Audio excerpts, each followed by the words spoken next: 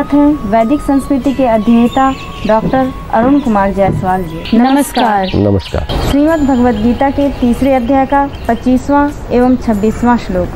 सक्ताः कर्मण्य विद्वांसो यथा कुर्वन्ति भारत कुर्याद् विद्वांस तथा सक्तः चिकीर्षुर्लोक संग्रहम् न बुद्धिभेदं जनयेद ज्ञानं कर्म संगिनां जोषयेत् सर्वकर्माणि विद्वान् युक्तः समाचरन्। हे भारत, कर्म में आसक्त हुए अज्ञानी जन जिस प्रकार कर्म करते हैं, आसक्ति रहित विद्वान भी लोक संग्रह करना चाहता हुआ उसी प्रकार कर्म करे। परमात्मा के स्वरूप में अटल स्थित हुए ज्ञानी पुरुष को चाहिए कि वह शास्त्र विहित कर्मों में आसक्ति वाले अज्ञानियों की बुद्धि में भ्रम अर्थात कर्मों में अश्रद्धा उत्पन्न न करे, किंतु स्वयं शास्त्र विहित समस्त कर्म भली भांति करता हुआ उनसे भी वैसे ही करवाए। कर्मयोगी के कर्म और आसक्त मनुष्य के कर्म में क्या अंतर है? क्या आसक्ति का मतलब आधा अधूरा कर्म तो नहीं है? इंटीग्रेशन ऑफ पर्सनालिटी क्या है? लोक सेवी या साधक का कैसा आचरण होना चाहिए? इस दोनों श्लोक में भगवान अर्जुन को हे भारत करके संबोधित करते हैं और कहते हैं जो कर्म है उसमें भेद नहीं है। मतलब कर्मयोग साधक कोई विशेष कर्म करेगा, यही उसकी पहचान होती है। शरीर यात्रा के लिए, जीवन के लिए, परिवार के लिए, घर के लिए उसी तरह से कर्म करे। अगर परिवर्तन होगा तो जीवन दृष्टि में होगा।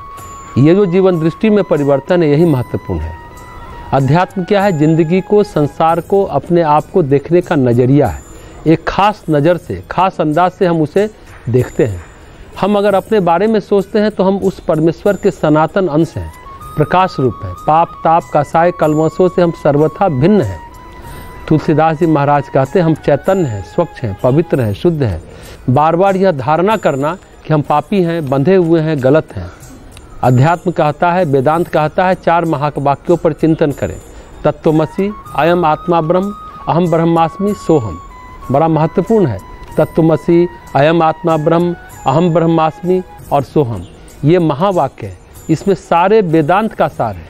इस स्थिति में रामकृष्ण परमहंस जैसा व्यक्ति अपनी पत्नी में भी परमात्मा को ही देखता है। जहाँ अहंता के साथ रिश्तों की डोर बंधी है, जहाँ आसक्ति है वहीं अज्ञान है। ऐसा नहीं कि ज्ञानी कोई दूसरी जगह रहेगा और कोई विशेष कर्म करेगा। ज्ञानी भी वही करेगा, लेकिन उन्हीं कर्मों में यज्ञ भाव से कर्म करेगा। वह प्रत्येक कर्म के द्वारा परम पुरुष को, नारायण को आहुतियाँ समर्पित करेगा। जिस तरह हम साकल्य हाथ में लेकर, हवन सामग्री हाथ में लेकर यज्ञ पुरुष को आहुति देते हैं, स्वाहा करते हैं, इदम नमम, वैसे ही प्रत्येक कर्म उस नारायण के निमित्त करता हुआ बोलेगा। मन में यही सोचेगा इदम नमम। जब तक है हमारे पास भरपूर नारायण की सेवा करना, कार्य करना, प्रेम करना, आदर करना। लोगों को लगा कि यह घोर आसक्त है, लेकिन जैसे ही सामने से चला जाएगा सब खत्म। यानी नारायण का जो रूप सामने है वही श्रेष्ठ है। मूल जो तत्व है, भगवान कहते हैं सूत्र में जो मणियाँ गुथी हुई है, उसी तरह सारे लोक लोकांतर मेरे साथ गुथे हुए हैं। उसी तरह से कर्मयोगी के सारे कर्म अनासक्ति से गुथे हुए हैं। अनासक्त होने के कारण ही वह संपूर्ण कर्म करता है। जैसे एक डॉक्टर अपनी बेटी का ऑपरेशन नहीं कर सकता क्योंकि उसके हाथ कांप जाएंगे, चाकू हिलेगा, वह घबरा जाएगा, उसे समझ में नहीं आएगा कि कौन दवा दे और कौन न दे। बड़ा डॉक्टर भी अपनी बेटी के लिए अच्छा डॉक्टर ढूंढता है क्योंकि आसक्ति है। यह उदाहरण बताता है कि आसक्ति के कारण कर्म संपूर्ण और प्रखर नहीं हो सकता।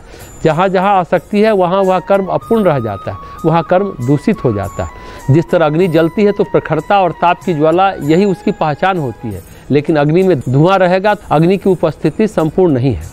योगी के प्रत्येक कर्म संपूर्ण होते हैं क्योंकि वह हृदय से, भावना से, विचारणा से संपूर्ण कर्म करता है। भगवान कहते हैं अनासक्त योगी को ऐसे कर्म करना चाहिए जैसे घोर आसक्ति वाला पुरुष करता है।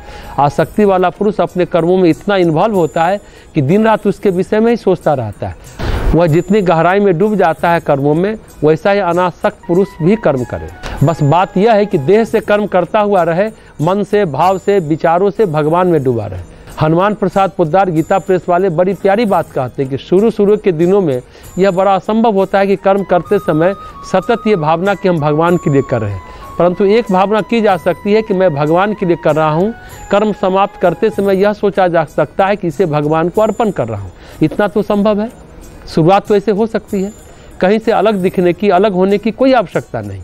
एक बात और है, यहाँ आसक्त व्यक्ति यानी अज्ञानी और आसक्ति रहित विद्वान यानी ज्ञानी के कर्म की तुलना क्यों की गई है? आसक्ति वाले व्यक्ति जिस तरह से कर्म करता है, अनासक्ति व्यक्ति भी उसी तरह कर्म करता है। इसलिए कि आसक्ति वाले कर्म में जो ज्वार, जो तीव्रता, जो ललक, जो इंटेंसिटी, जो इन्वॉल्वमेंट रहता है, ज्ञानी के भी कर्म में उसी तरह से रहता है। संपूर्ण रूप से वह भी कर्म में इन्वॉल्व रहता है। अनासक्ति का मतलब अनमनस्कता नहीं है।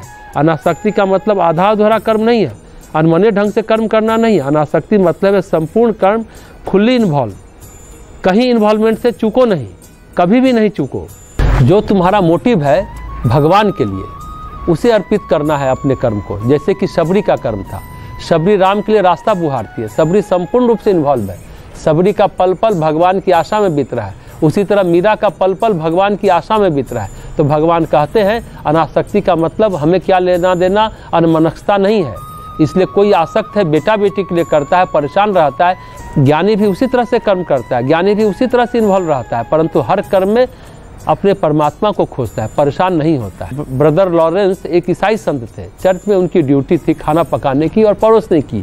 वे मूलतः रसोइया थे, लेकिन वे अपनी रसोई में इस कदर इन्वॉल्व होते थे, इतनी गहराई से काम करते थे कि आज भगवान कितने रूपों में उसको धन्य करेगा, हमारे हाथों से खाना खाएगा। पूरे डूब कर वे खाना बनाते थे, जितना अच्छे से एक अच्छा खाना बना सकते थे वे बनाते थे। सबसे बड़ी बात है कि जिस आदर से वे परोसते थे लोग धन्य हो जाते थे। उनकी हाथ का परोसा हुआ खाना खाकर लोग धन्य हो जाते थे। लोग कहते थे कि आप इतने प्यार से, आत्मीयता, इतने अपनेपन से पूछ कर कैसे खिलाते हैं। वो बोलते थे कि हम पूछते ही नहीं है कि सामने कौन बैठा है, हम सोचते हैं कि सामने ईसा मसीह बैठे हैं, वे हमको धन्य करने के लिए आए हैं। हमसे जितनी सेवा हो सके हम करें, हम कहीं चूक न जाए। एक दिन सबों को खाना खिलाने के बाद वे एक पेड़ के नीचे बैठने जा रहे थे। वहाँ उनको दिव्य प्रकाश दिखा, डिवाइन लाइट दिखी, आत्मिक प्रकाश दिखा, तो वे समाधि में डूब गए। उनको वहीं आत्मज्ञान हो गया। यह शायद स्पेन राज्य की बात है। गीता प्रेस के पुस्तक में ये कहानी निकली थी, भाई लॉरेंस के पत्र। हम आत्मज्ञानी विहीन क्यों हैं, हम आत्मज्ञानवान कैसे होंगे? तो पतंजलि कहते हैं योगस चित्तवृत्ति निरोधा, यानी इंटीग्रेशन ऑफ पर्सनैलिटी। लेकिन हम डिसइंटीग्रेट हैं। हमें अपने आप को इंटीग्रेट करना है, हमें अपने व्यक्तित्व को एकजुट करना है, मन को एकाग्र करना है, और वह एकाग्रता इन्वॉल्वमेंट में होती है। तभी भगवान 26वें श्लोक में कहते हैं कि परमात्मा के स्वरूप में अटल स्थित हुए ज्ञानी पुरुष को चाहिए वह शास्त्र विहित कर्मों में आसक्ति वाले अज्ञानियों की बुद्धि में भ्रम अर्थात अश्रद्धा उत्पन्न न करे, किंतु शास्त्र विहित समस्त कर्म भली भांति करता हुआ उनसे भी वैसा ही करवाए। जैसे ज्ञान होने के बाद संध्या वंदन की, गायत्री उपासना की कोई आवश्यकता नहीं रहती, लेकिन वह कर्मयोगी है, कर्म पथ का अनुगामी है, तो उसे चाहिए कि नियमित संध्या वंदन करे। अगर सिद्ध पुरुष एक साधक का काम करता है तो अन्य साधकों का मनोबल बढ़ता रहता है। साधकों के मन में हिम्मत, प्रेरणा, विश्वास और दर्शन सब मिल जाता है कि ज्ञानी व्यक्ति ऐसे जीवन जीते हैं, उनकी साधना ऐसी होती है। हम जानना चाहते हैं गुरुदेव श्री राम शर्मा आचार्य की रूटीन क्या थी, महर्षि अरविंद कैसे रहते थे, महर्षि अरविंद को कैसे किसी से कोई लेना देना नहीं, वे उस पार जा चुके हैं। उपनिषद कहती है कि परम ज्ञानी के लिए कोई नियम विधान नहीं है, पर भगवान कहते हैं कि ज्ञानी को लोक संग्रह यानी लोक कल्याण के लिए, लोगों के शिक्षण के लिए कर्म करना चाहिए, ताकि लोगों को सीख मिल सके, लोग उनसे सीख सके, उनसे कुछ जान सके। ऐसा कर्म उन्हें करना चाहिए, ऐसे कपड़े पहनना चाहिए, ऐसा व्यवहार करना चाहिए, ऐसा ज्ञान होना चाहिए जिससे लोग सीखें और जानें। लेकिन इसलिए अनासक्त भाव वाला व्यक्ति भी उसी तरह कर्म करे। ऐसे कर्म करने पर लोक में परंपरा रहेगी, लोग जानेंगे। दिल्ली में एक व्यक्ति जो ट्रेन में है, उनको नींद की गोली दी गई, वह सो गया और मुंबई पहुंच गया। अब उससे पूछा जाए कि मुंबई जाने में कौन कौन से स्टेशन रास्ते में मिलते हैं, तो वह कहेगा मुझे समझ में नहीं आया, मुझे पता नहीं, बस मैं तो मुंबई पहुंच गया। कहने का अर्थ है वह किसी को सीख नहीं दे सकता, किसी को शिक्षण नहीं दे सकता। मुंबई के पहले कौन से स्टेशन है, नागपुर कब आता है, भोपाल कब आता है, वह नहीं बता पाएगा। इसलिए सिद्धि अनिवार्य है। आत्मज्ञान का मार्ग देना है तो केवल सिद्धि नहीं, साधना भी अनिवार्य है। साधना ऐसे अनिवार्य है कि निरंतर साधना करनी चाहिए। जैसे दतिया के महाराज थे, सिद्ध पुरुष हो गए थे, बगलामुखी के सिद्ध साधक थे, उनके पास आध्यात्मिक वैभव, आध्यात्मिक विभूति भी थी, लेकिन वे साधक जैसा रहते थे, कभी आशीर्वाद नहीं देते। कहते थे हम आशीर्वाद देने वाले कौन होते हैं, न हम आशीर्वाद देने लायक हैं, न शाप देने लायक है। वो भगवती बैठी हुई है ना, वे सब क्षमता रखती है, उनसे आशीर्वाद मांगो। उनका ऐसा प्रभाव था, ऐसी दिव्यता थी, जहाँ ऐसा महान साधक रहेगा वहाँ की प्रतिमा, वहाँ की देवी जागृत हो जाती है, वहाँ सभी की इच्छा पूरी होती है। वे नियमित रूप से कीर्तन में, जप में सभी लोगों की तरह शामिल होते थे। ये बात अलग है, कोई से हटकर रात में अपना साधन भजन अलग से करते थे। ध्यान पूजन भी वे उसी समय करते थे। तो भगवान कहते हैं जिसकी परमात्मा में अटल आस्था हो चुकी, जो दृष्टा रूप में अपने स्वरूप में स्थित हो गया, वो भी नए साधक की तरह आचरण करे ताकि साधकों को शिक्षण मिलता रहे। यही कर्मयोग की विशेषता है। एक सामान्य मनुष्य की तरह वो कर्म करे, एक सामान्य व्यक्ति की तरह, नए साधक की तरह, नए उपासक की तरह, नए भक्त की तरह जीवन जिए, वो आचरण करे। हाँ, उस साधना में अगर आगे बढ़ गया है तो एकांत में अलग समय में अपनी साधना को आगे बढ़ाए, उसमें प्रमोशन पाए, ये अलग बात है। लेकिन सभी के लिए वो एक आदर्श बने, एक प्रेरक बने और सभी के साथ साथ उपासना, साधना, आराधना करे। ये महत्वपूर्ण बात है। एक जो रियल में साधक होता है, कुछ अपने को अलग या विशेष दिखाने की कोशिश नहीं करता, अपने को सामान्य, अति साधारण दिखाने की कोशिश करता है। सच्चा साधक, सच्चा संत, सच्चा भक्त, सच्चा साधु वही है। श्रीमद् भगवद गीता के 3 अध्याय का 27वां श्लोक। प्रकृतेः क्रियमाणानि गुणः कर्माणि सर्वशः अहंकार विमूढ़ात्मा कर्ताहमिति मन्यते। वास्तव में संपूर्ण कर्म सब प्रकार से प्रकृति के गुणों द्वारा किए जाते हैं, तो भी जिसका अंतःकरण अहंकार से मोहित हो रहा है, ऐसा अज्ञानी मैं करता हूँ ऐसा मानता है। ज्ञानी और अज्ञानी की पहचान क्या है? अवतार और सिद्ध पुरुष में क्या अंतर है? इस श्लोक में भगवान बहुत अच्छी बात कहते हैं। ज्ञानी पुरुष मोहित नहीं होता। मैं, मेरा परिवार, मेरा घर, मेरा बच्चा, मेरा पोता, मेरी पोती, मेरा नाती, मेरा संसार, मेरा फैक्ट्री, मेरा बैंक बैलेंस, मेरा शेयर मार्केट में धन, ज्ञानी पुरुष इसमें से कुछ भी नहीं सोचता है। कोई कर्म करते समय जैसे कोई लिखा, वहाँ तक तो आसक्त था। जैसे भगवान कहते हैं अनासक्त पुरुष भी उसी तरह कर्म करे जैसे आसक्त पुरुष करता है। चूँकि लिखना है तो पूरा डूब कर लिखना है, मनोयोग पूर्वक पूरा इन्वॉल्व होकर लिखना है। जैसे ही लिखना हो गया, ज्ञानी लोग एकदम भूल जाते हैं। यही ज्ञानी और अज्ञानी की पहचान है। भगवान कहते हैं वास्तव में कर्म सब प्रकृति के गुणों के द्वारा किए जाते हैं। प्रकृति के गुण कैसे कर्म करते हैं?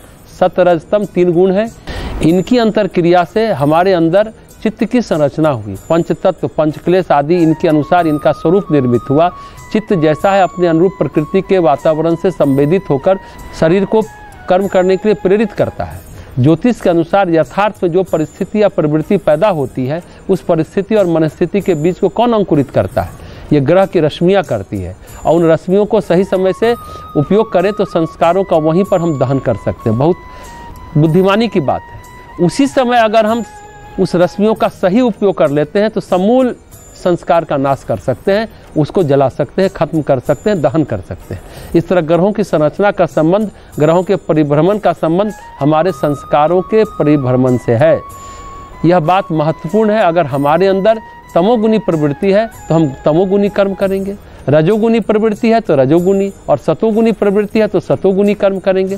फिर ऐसा क्यों ना करें कि ग्रह जिस अवस्था में है तो उसका जप कर उसकी अनुकूलता ले ले और संस्कारों का दहन कर ले। मान ले शुक्र ग्रह है, वह तमोगुण में है तो नाच, रंग, विलासता आदि की ओर वह प्रेरित करेगा। लेकिन अगर शुक्र रजोगुण में है तो कला साहित्य के लिए प्रेरित करेगा। अगर शुक्र सतोगुण में है तो आध्यात्मिक प्रेम और भक्ति का प्रतीक बन जाएगा। इसका मतलब प्रेम और भक्ति भी शुक्र से आएगी, कला और साहित्य भी शुक्र से मिलेगी, और नाच, रंग, विलासता भी शुक्र से ही आएंगे। हम क्यों न शुक्र के आध्यात्मिक प्रभाव को लें, अपने अंदर उन चीज़ों को संप्रेषित करें ताकि कर्म आध्यात्मिक और सात्विक हो। तो जो यह सत्य नहीं जानता कि प्रकृति के गुणों के द्वारा कर्म किए जाते हैं, जिसका अंतःकरण अहंकार से मोहित हो रहा है, ऐसा ज्ञानी कहता है कि मैं करता हूँ, मैं करता रहता है। ऐसा ज्ञानी व्यक्ति, मैंने संस्था बनाई, मैंने किताबें लिखी, तो सबसे बड़ी बात है ये महसूस कर लेना कि सारे कर्म प्रकृति से हो रहे हैं। ये कब होगा? जब हम निरंतर आत्मचिंतन करें, आत्मा के स्वरूप को धारण करें। जब आप आत्मा के स्वरूप की धारणा करेंगे तब आत्मा और अहंकार में भेद महसूस कर पाएंगे। जब आत्मा की धारणा करेंगे तब आत्मा की बागडोर को संभालेंगे। जब आत्मा की धारणा करेंगे तब अहंकार के पार जा सकेंगे। जब आत्मा की धारणा करेंगे तभी जानेंगे कि प्रकृति के गुण क्या होते हैं। अज्ञान की भाषा में न बोलें कि 2020 में ये हो जाएगा तो 2030 में ये हो जाएगा। ज्ञानी की भाषा क्या है? प्रकृति में सतत परिवर्तन है और ज्ञानी प्रकृति के पार जाता है, प्रकृति में अटका नहीं रहता। मरने के बाद भी प्रकृति में अटके हैं। सिद्ध पुरुष है तो ब्रह्मा के पास है या शिव के पास है। तो प्रकृति में जहाँ तक रूप और आकार है वहाँ तक प्रकृति है। अरे समाधि में जाकर विश्राम करो, जब परमात्मा को आवश्यकता होगी तब पुनः तुम्हें सक्रिय कर देगा। जैसे समुद्र अपने से लहरें उत्पन्न करता है, वैसे परमेश्वर अपने से जीवात्मा को प्रकट करता है। अगर कोई जीवात्मा वहाँ तक पहुँच सकी कि परमात्मा के प्रकाश में विलीन हो गई तो वह दोबारा प्रकट होगी। परमेश्वर अगर उसे प्रकट करेगा तो वह अवतार होकर आएगी, सामान्य आत्मा होकर नहीं आएगी। परमात्मा के लहर से आ रही है, किसी लोक से नहीं आई है। 7 लोक हैं, भू भुवः स्वः मह जनः तपः सत्यम लोक है। अगर आप लोक में विश्राम कर रहे हो तो आप अवतार नहीं होंगे। अवतार आया, काम किया और परमात्मा में विलीन हो गया, अपने स्वरूप में लीन हो गया। अगर कहीं अटका हुआ सूक्ष्म में बैठकर संचालन करेंगे तो वह जीवात्मा हो गई, अवतार कहाँ हो गया। ज्ञानी केवल बोलता नहीं, वह वैसा ही आचरण करता है, मन को चित्त को मोड़ देता है। सत्य की, रज की, तम की अभिवृद्धि संस्कार के अनुसार होती है, ऐसा भगवान कहते हैं। तो ग्रहों की दशा में, अंतरदशा में उसकी आराधना की जाए तो वह संस्कार प्रकृति में वह तत्व पैदा कर सकता है। मान लें शुक्र की दशा में जप किया जाए तो भक्ति विकसित हो सकती है, साहित्य विकसित हो सकता है। फिर वह नाच रंग विलासता उसी तरह से वह व्यक्ति नहीं करेगा। वह कैसे होगा? जब वह जप करेगा, जब ये समझता है कि मैं करता हूँ, मैंने कर दिया, मेरे द्वारा ये हुआ, मैंने ये संचालन किया, मेरी ये तपस्या है, ये सब मिथ्या है। तपस्या भी मनुष्य को अहंकारी बनाती है। दतिया वाले महाराज कहते थे, न मैं आशीर्वाद देता हूँ न वरदान देता हूँ, यह काम भगवती का है, वही वरदान देती है, वही अभिशाप देती है, उसी के पास जाकर मांगो, मेरे पास कुछ भी नहीं है। और उन्होंने कभी किसी को आशीर्वाद नहीं दिया। ये बहुत अच्छी बात है, क्योंकि अहंकार नहीं है। वो भी कहते थे, मैं भक्त हूँ उनका, मैं उनकी संतान हूँ, मैं भी उनसे मांगता हूँ, तुम भी उनसे मांगो, मैं तो सिर्फ मार्ग देता हूँ। अरे भाई, वह जगन माता है, उन्हीं से मांगो, मैं कुछ नहीं हूँ।